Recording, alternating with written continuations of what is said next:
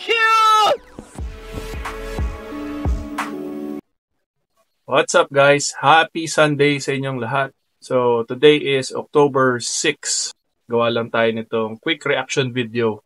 So may nakita akong bagong kotse ngayon na lumabas. Pangalan nito ay VinFast VF3. So sa mga nakakaalam, very interesting tong kotse na to. By the way, actually naghahanap kami na affordable na EV ngayon.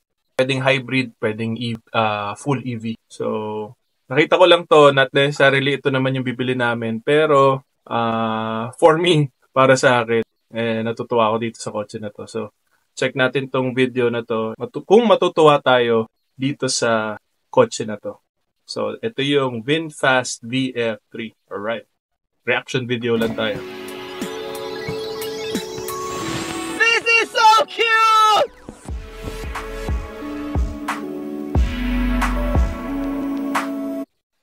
Ganda nung green. Kita niyo yung color na green. Ganda. So, medyo okay yun sa akin. Pero cute nga. Sabi nung nagre-review, this is so cute. Totoo. Cute nga.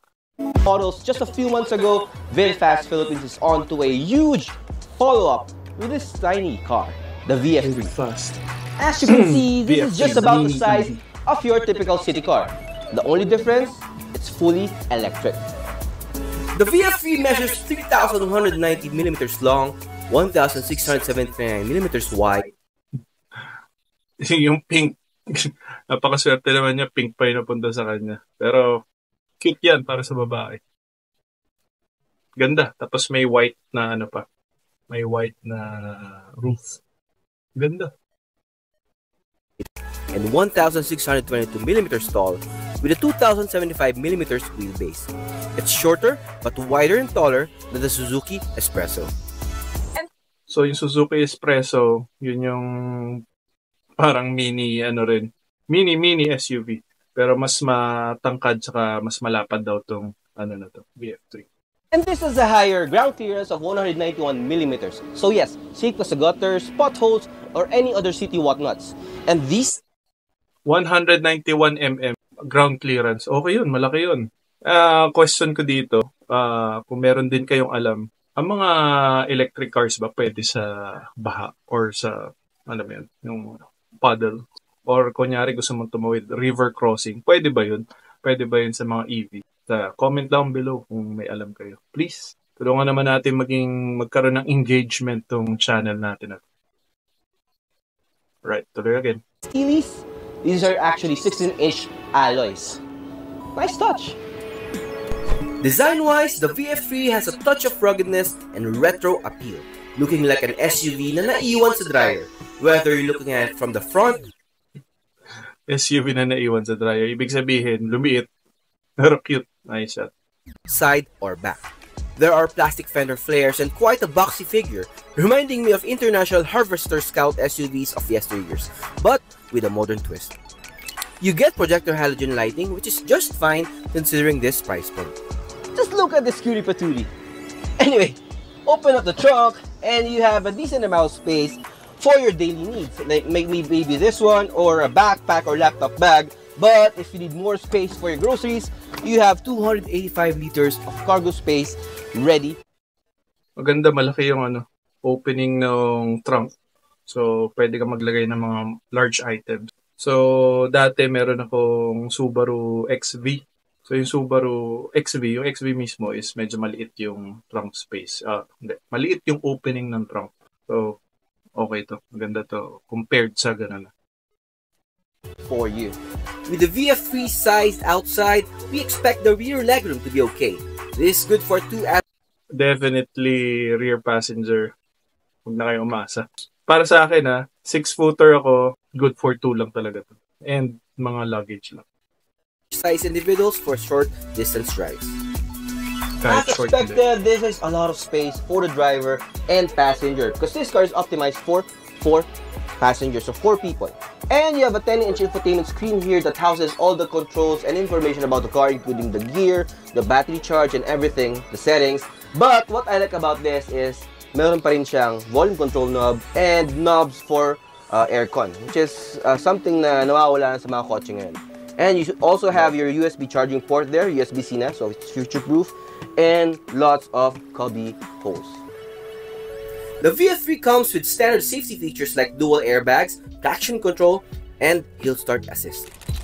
Powering the VF3 is a 32 kilowatt electric motor that produces 110 Newton meters of torque. So that's a lot of torque for this small car. And evidently, we're driving it right now, and yeah, maramdam mo yung instant torque because it's electric. It's the usual or the thing that you should remember with electric cars. Maganda kaya yung Torque is suspension. always instant. Although, don't expect too much power on this car because it's a small car with a small electric motor, so it's just enough or more than enough for your city errands. But Yeah, of course, city you have to driving. wait for a full review for Groups. more detailed and deeper assessment of this EV.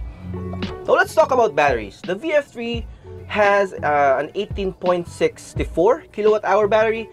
That's good for 210 kilometers of range. Now, for city 210, errands, pwede na. kung grocery ka or I don't know, yung mga usual na ginagawa mo sa syudad for daily driving, Ang that's more than usual enough. route And the namin good thing is about it is 25 you have a portable one-way. charger with you that you can use to charge, let's say, sa mga malls or sa mga DC charging stations. You can charge from 10% to 70% within 36 minutes. So Sa ganun mga siya mall. kabilis. May Speaking of nakikita ako. batteries, you can either get the VF3 with the battery already, and that comes with an 8-year unlimited mileage warranty. Or you can avail VinFast's revolutionary battery subscription, where you can choose from 3 types of monthly travel distances with corresponding monthly fees. Medyo dito ako nalilito dun sa unlimited saka may monthly battery subscription. So, feeling ko, yun nga, monthly ka magbabayad ng may service fee sa battery or something like that. Pero yung isa, unlimited service, medyo nalilito ako dun. Kung may alam kayo, kindly comment lang. Starting at 2,800 pesos per month. With the battery, meaning unlimited mileage and all that, that's 5,000 pesos.